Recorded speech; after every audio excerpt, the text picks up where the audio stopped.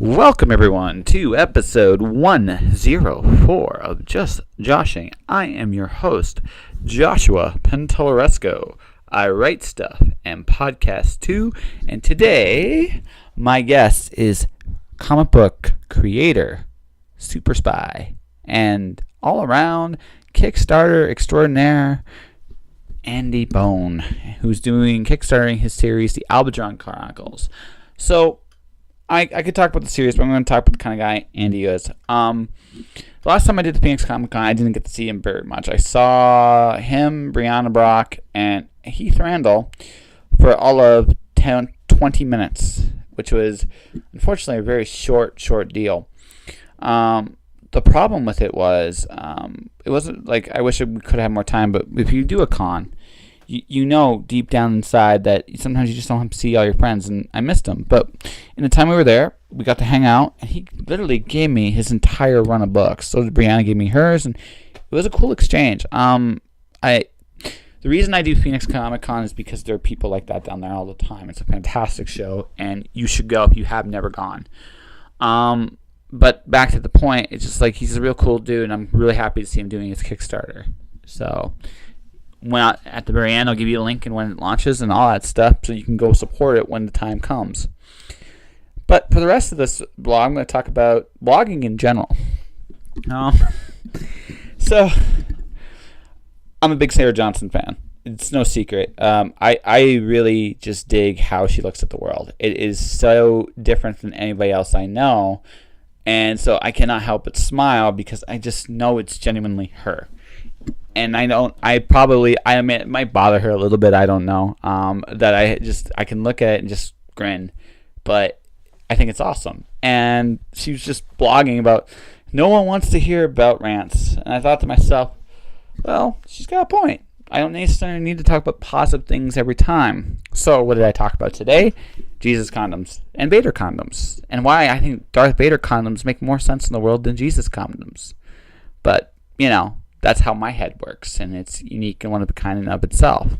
But secretly what I did was what I do here. I encourage you to read stuff, or see stuff, or do stuff that involves expanding your horizons. That's what I do.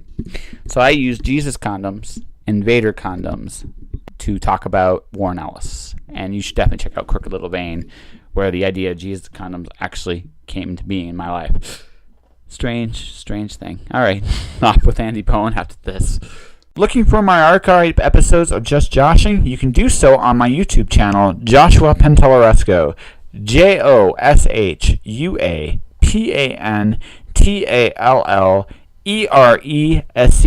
There you will find past episodes with guests like Susie Vidori, Ron Bender, Ella Beaumont, Colette Turner, Chadwick Ginther, and more.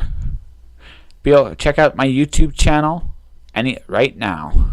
So anything you say that's incriminating to people, it's going to be recorded. It's going to be recorded live, and I'm going to be using it for all evil blackmail. I mean, for the integrity of journalism and stuff. Yeah, that's it.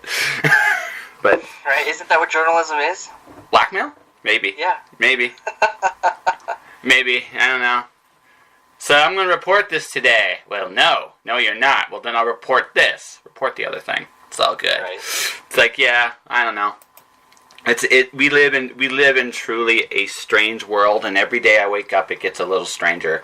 I'm not sure whether I like that or not, but it is the way it is, and I guess it's like, it's rain. What are you gonna do, right? So. Right, exactly. Yeah. So I feel I should start with the congratulations. For starters, Elvatron's being adapted into a trade paperback, man. That's damn cool. I mean, kudos to you for sticking out the comic book game as long as you have. That's actually really that's really impressive. Yeah, it is. It's a long time coming. I've had enough material for a trade paperback sitting in here for as long as I can remember, and it's about time I actually got off my ass and put it together. I don't know. There was something, maybe it wasn't right back, a couple months back or anything like that where I needed to do that trade, but I don't know, stars aligned or something. It's time for me to get it out. I think okay, so I'm going to be going to fix my teeth in about 2 weeks, starting to fix my teeth for 2 weeks. And the reason it took me so long was and again, mine might be a little bit more like life serious than yours, but I feel like this is like Elvatron's very important to you, and I feel like but the thing is, you have sometimes you just know you have to do something, and this is really like you should do this, right? And it's in your head that you should do this, but for whatever reason it doesn't feel pressing at that moment in time. I guess it would be the right way of looking at it. And then one day you just have that realization: if I don't make time to do this now, I'm never gonna make time for it. And I think that's when that realization sinks in. That's when your perspective changes on it. And maybe that's what happened to you. Not quite. I saw that everybody was doing Kickstarters. I wanted to do a Kickstarter. I just didn't know how to go about doing it. You're right that Elvatron Chronicles is very important to me, and I wanted to do it right. So I wanted to make sure that with the tiers on there on the Kickstarter, that those matched what I wanted to do. I wanted to make sure that the stretch goals were within my abilities to do, because my head likes to stay up in the clouds more than my feet likes to stay on the ground in reality. That is every artist. Exactly. So I wanted to do it right, and I feel good about it. There are some things I had designed a Kickstarter for it, and then looking into it, I realized that it was more in the clouds than it was on the ground, so I had to kind of pull it back and look at it and say, okay, what do I need to maybe put in my back pocket for now? So there's a couple ideas that I had for Kickstarter that didn't quite make it for the first one, but as a first Kickstarter, I feel very good about it. I'm very excited and nervous about it. Oh, absolutely, you should be. There's people out there that have supported me, and it feels wonderful, but almost going out there and asking them for fun project, whereas I was used to just doing it on my own and figuring it out on my own. It's a little nerve-wracking for that, and a lot of people are going to look at it and wonder why they should support it, because, you know, like, what did you do next to it? What did you do that's different? Really, I have some extras in it, but the Kickstarter is going to be all the original pages. So I didn't go back and I didn't redraw any of them except for maybe one of the pages to show the growth of drawing, you know, the artistic growth that I have. So, for sake, but the originals for, you know, issue 0 looks exactly like it did back in 2010. I didn't go back and redraw any of it because I've been working on the next issue that's coming out, and the next issue after that, and then another project for Elvatron Chronicles, so that's coming up too. So I didn't have time to go back and update the artwork. So I kind of wanted people to see the growth in the form of a trade paperback. Well, it's also some way, it's a bit of a biography about you as an artist, though, too, isn't it? I mean, it is, because it's your growth. It's like you going, I'm going to take on the world, and you're like, you brave bastard. But as you've been going through this, you've gotten much better. I mean, I've gotten quite a few issues of your Elvatron Chronicles, and I mean, the improvement page by page is noticeable, right? It just because you've been working at your craft, and you've been working to get better at your craft as you've gone on. Which, I mean, man, kudos to you, because my stick figures revolt. So that's why I've never actually tried to draw a comic. Though at some point, I'm sure I will be suicidal enough to try it at least once. But he's laughing at me. It's good. But it's just one of those things where, I mean, I think for you, okay, so you got a couple things going for you with this Kickstarter project. People know who you are. You also have a finished product, which is very huge. I'm not going to name names, but there have been Kickstarters I've supported in the past that did not have a finished product, and there's one in particular that I'm still waiting for anything on. I funded that thing 4 years ago. You know? Oh, wow. Yeah, I'm not going to name names because you know the dude, but It's not a video game, it's an actual book or a comic. It's a comic, yeah. Wow. Yeah. Yeah, just sit your ass down and work on it. Get it out there. Yeah. Well, it's like I said, things happen, and there's true. Okay, and I'm not here to browbeat that particular creator. Although if I do see him in person, that is a conversation I am going to have with him. But I mean, so you don't have to worry about delivery because you will deliver like relatively quickly, right? But everything is essentially done. The only thing that I will say that I haven't done for it is the thank you section that I'm going to include in the Kickstarter backed trade paperback. So there is going to be a section for Kickstarters to have their names in there. So I can't do that until the campaign is done. Well, yeah. I mean, there are small things, but you got a finished product, which is already gets you ahead. Your challenge in your Kickstarter is honestly going to be to make people aware it's there, and that's just that.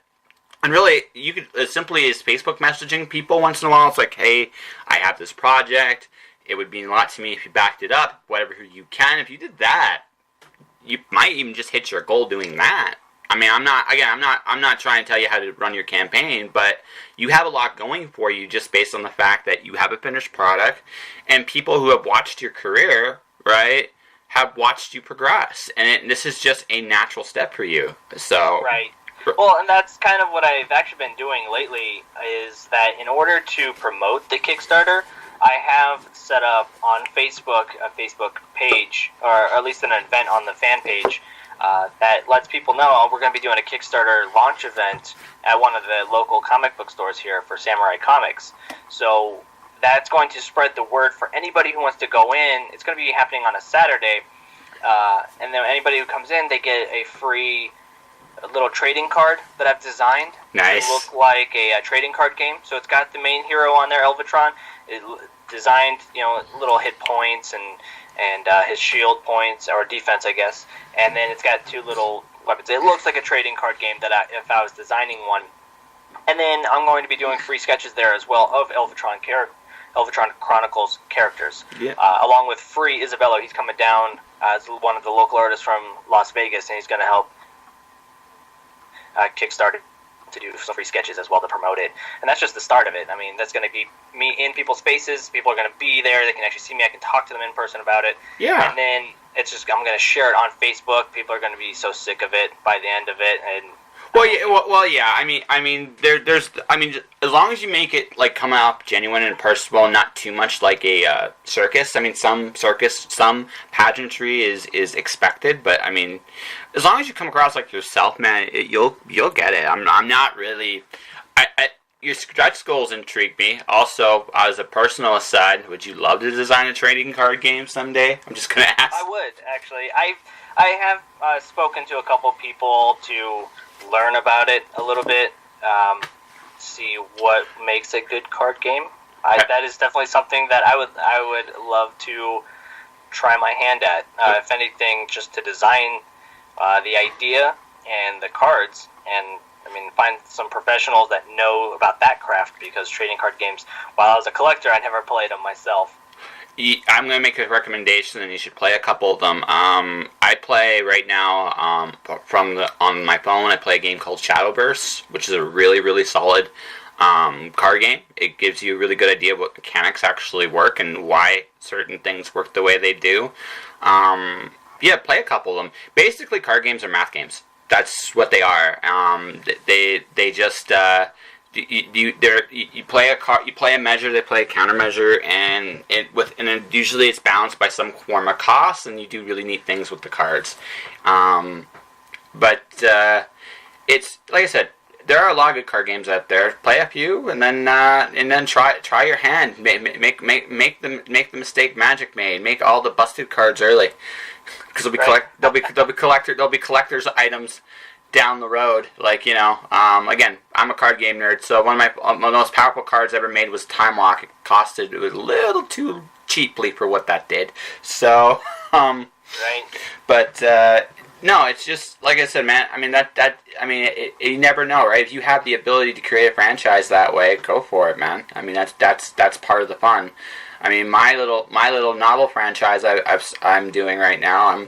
I'm secretly hoping to get into video games at some point, and even if they're just the Bohn app free games you people just download for fun sometimes, I'd totally be happy if that was my gaming career.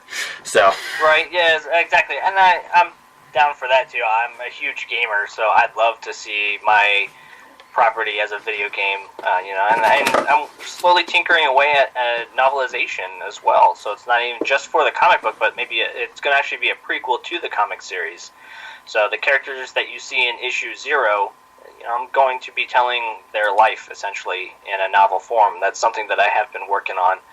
So I have my hands in a couple of different pots. yeah, I see that. You're much like me that way. So I'm going to ask you this then, since you're playing all these different mediums. So, do you think they made you a better creator? Yes, actually, I think while authors always read books, the genre has always changed within those books. So they have this, a particular medium, but they have a vast library to choose from. For myself, I think that helps me out because I get to read books, I get to play the games, I get to read comics, I get to watch the movies.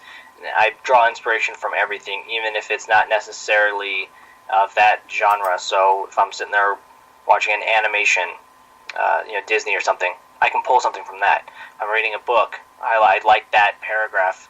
Let me see what I could do with whatever just happened in that paragraph and broaden it for my comic series. How can I tailor it to myself or to those characters? So it definitely makes me a better creator. Cool beans. So you ever going to do any? Okay, so I'm going to ask this then. You have a finite end to Elvatron. Like, is there an ending to the series you have in your head? There is. Cool. There's going to be, based off of what I have so far on a timeline that I've designed for the series, there are 3 different sagas that will be happening. There is an ending, and I don't know. While I like to think that I can flip-flop on how I want to end it, I think for the most part the ending that I have originally is going to be what I'm going to stick with. Yeah, that's fair enough. So when you craft a series like this, so do you plot a lot of things, or do you kind of like you have a beginning, have an ending? Let's just play in the middle and see what happens, kind of deal. What do you do? Well, at first I just wrote it issue to issue. I had a basic idea of what I wanted to do with the series in my head, but it wasn't until I started thinking of all different ways that I wanted to tell stories. Different characters kept popping in and out, keeping me awake at night, to where I sat down and laid out a timeline.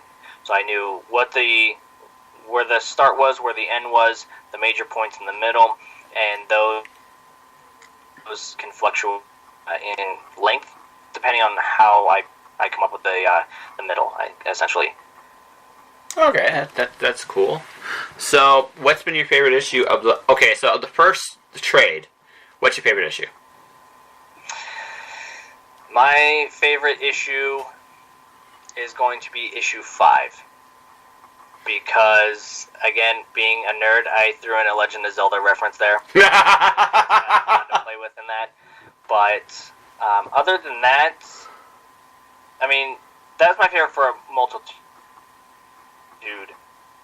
of reasons. You had the video game reference. You had the artwork was within the trade that is at its peak, even though I have pushed beyond that. Storytelling, I want to say, is a little better than it was in the beginning. In the very beginning, it was just kind of like throwing the reader into it, and now that I go back and look at it, I'd like to flesh that out a little bit, but I'll leave that up to the book. So I think it'd have to be issue 5 for the first trade. Very cool. So basically, it was you mastering all the tools you had learned so far and kind of putting them all together. So I'm going to ask you a hard question then. What's your favorite Legend of Zelda game? Favorite Legend of Zelda game is going to be Ocarina of Time. That's pretty easy. That's going to be my number 1. Number 2 would be Wind Waker.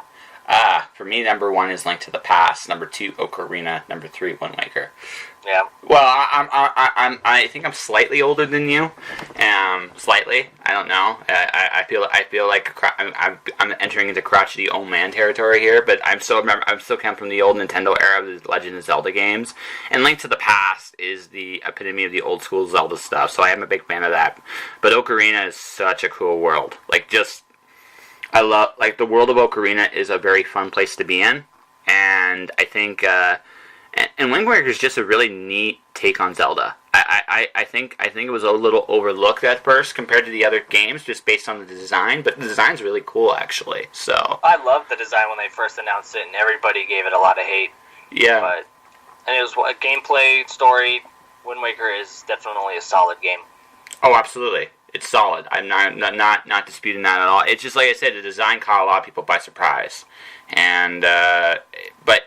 It's a cool game. I just like, for me, it's Link to the Past, and then it's the Ocarina. It's just cause those games are awesome.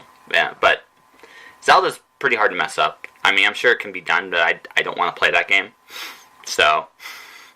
That's right. That's true. Yeah, that is true. So you're so what are you playing right now, then? If you don't mind my asking. What am I playing? I'm catching up on some Tales games, so I'm actually on the last episode of Tales from the Borderlands. I've been sitting on that for quite some time. I finished the first episode back in 2014 and just never went back to it. I'm going back and trying to finish up The Last of Us because the second one will be coming out. I haven't beat Breath of the Wild yet, but I'll wait for the season pass because I'll upgrade the Master Sword for that.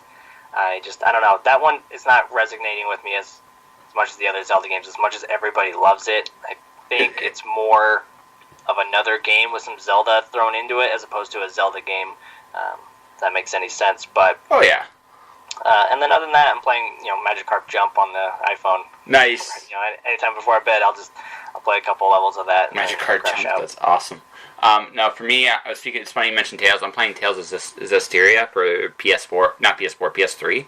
I'm still on the PS3 thing. I'll get cool enough to get a PS4 after I come back from my first serious quote-unquote tour of my books in the fall. But no, I'm playing that, and I play Shadowverse. That's the other game I've been playing a lot of in the last little bit. So, it's kind of cool. We hit the era now where video games are a lot more mainstream, and they're the most popular medium now, which is really, really interesting. Yeah, it really is. Just before we jumped on here, I was watching the E3 conference for Xbox, and that got me pretty excited.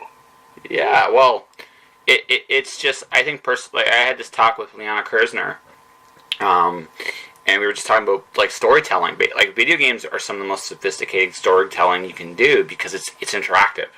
The player actually influences the story, which creates a big dimensional wrinkle to the experience of storytelling. And I think that's one of the coolest things about video games. Period. It doesn't matter what genre you play, the interactivity changes the whole. Just changes the whole how you tell a story, and that is just a really, really cool thing. And we're still learning how to do this, and it's a neat medium to see evolve. So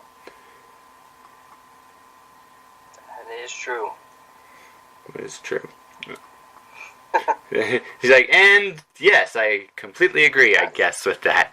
I really do. I've always loved games. There's for the games I've always played single players because of the stories. Multiplayers, while they try to bring story in there, I feel like there's an element that's always missing within playing with so many people and focusing on that multiplayer part. I've been a fan of co-op. I'm a huge fan of co-op, but multiplayer follows into the backseat most of the time. Well, multiplayer is not meant. Most of the time, it's meant for people to play against each other or with each other to do an objective, and that's an experience in and of itself. Personally, Super Smash Brothers, I don't want a deep story. I really don't. It's not a game that you want a deep story on. I feel the same way about, say, Super Mario Kart. Do I really need to know why Bowser and Donkey Kong are behind the seat of a go-kart trying to beat up all the Mario? No. not really. I just want to race go-karts and fire doom shells. That's all I want to do, and shoot lightning bolts. That's it. It's not complicated. But when I play a game like Final Fantasy, or I play a game like a Tales game, or I play a game like I'm just thinking like Persona. Like, I love Persona. One of some of the best storytelling I think in a video game is that universe, and it's just like, that's really, really cool. I want a story there. I want something that engages me. But I think that's just the case of multiplayer. Has to serve the master of, hey, let's be king of the mount, let's be king of the hill. So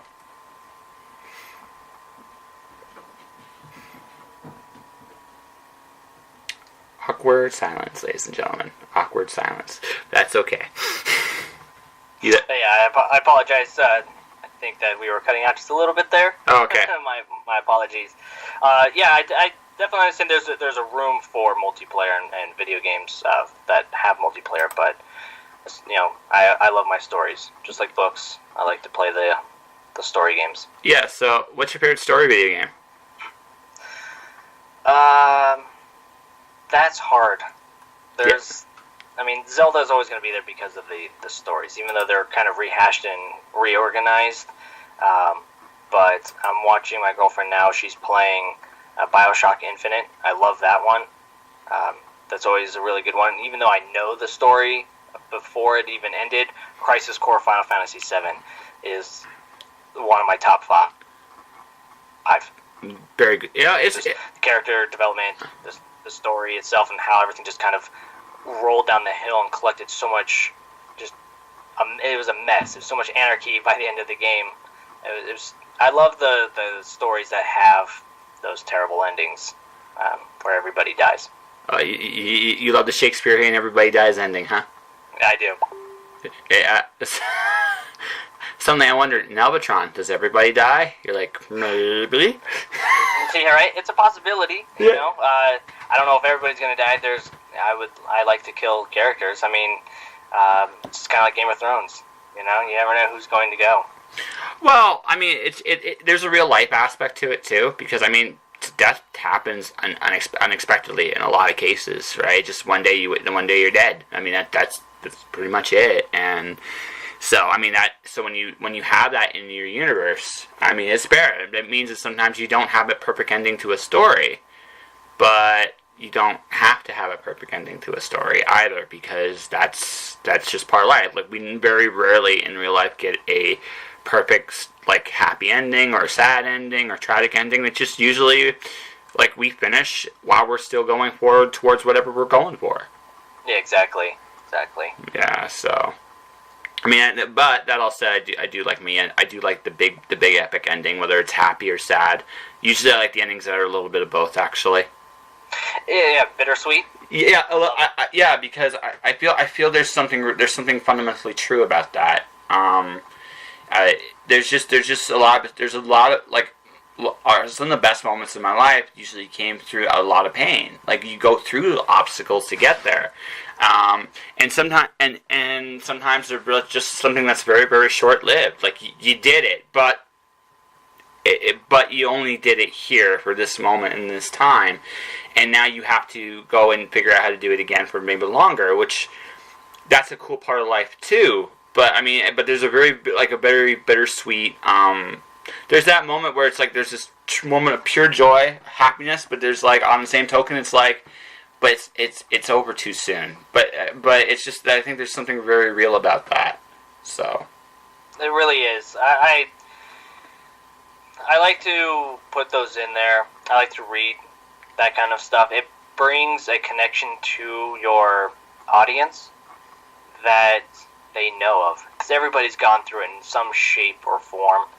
So it brings a realism for them to understand, and it doesn't matter the setting. I could be in another something happens, and it can resonate with me in a way that, anything else can't, because I went through that, or, I understand that concept. It just leads to. I think it's just one of those great hidden truths of the universe. It's just the nature of the world we live in, which is really cool. So, Mr. Bohn, Andy Bohn, I think we have an interview. I could be wrong, but I think we do. That's true. That's true. So I think we do. I think so. So before we head on out, why don't you shamelessly promote your Kickstarter and tell people where to find you? You can first and foremost go on Facebook. The name is Bohn, Andy Bohn. That's B as in boy, O-H-N. There you will find my fan page. In there you'll find the event for the launch event for Kickstarter that's happening at Samurai Comics. Please join on to that. Even if you're not local, even if you're not going to be going to that store on July 8th, that is where I'm going to be doing updates, weekly. I'm going to be doing video updates. I'm going to be doing posted updates. I'm going to be showing, as we unlock things, everything that's going to be happening on Kickstarter is going onto that page. So once that goes live, on July 8th is when the Kickstarter goes live. So once we're at the event, I'll be posting the link to Kickstarter itself.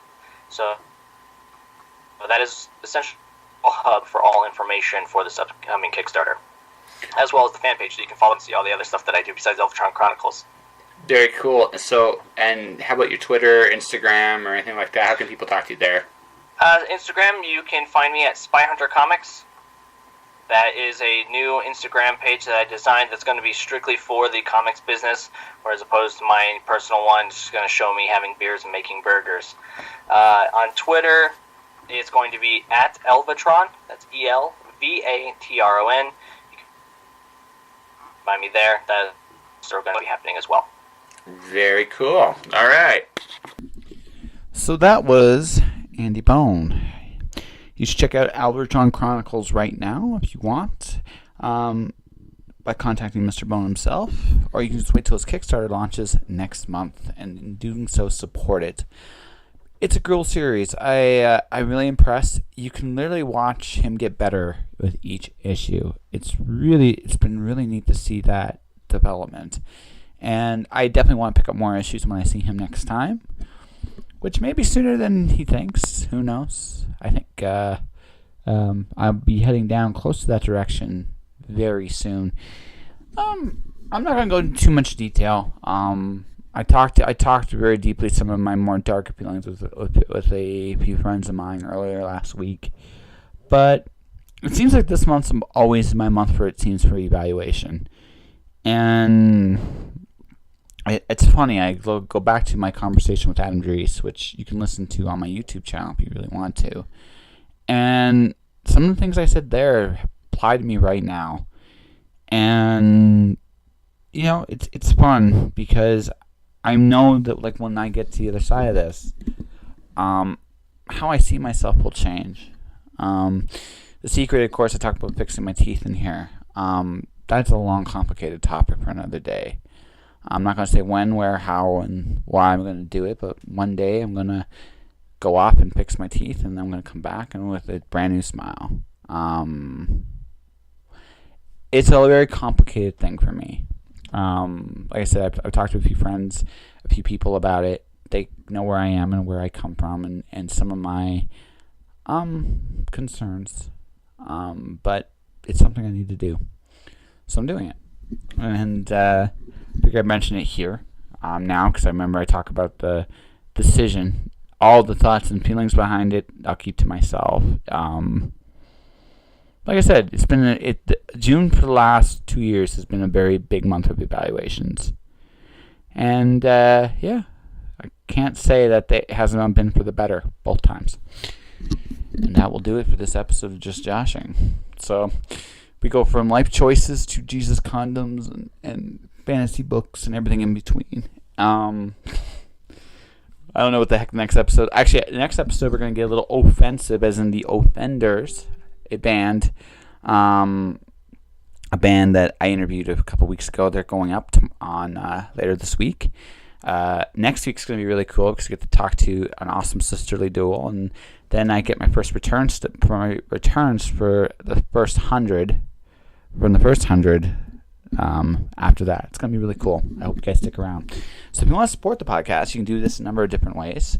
You can subscribe to my YouTube channel at Joshua Penteloresco. You can subscribe to this podcast through iTunes or Podomatic, whichever the case may be. Also, you can buy my books, The Watcher, Storm Dancer, through mirrorbooks.com, amazon.com.ca, or wherever else you can get books digitally or, in print. All right. But any way you do this, whatever you do, whatever you go for, stay inspired and keep doing all the things that you should be doing. All right? All right. Josh.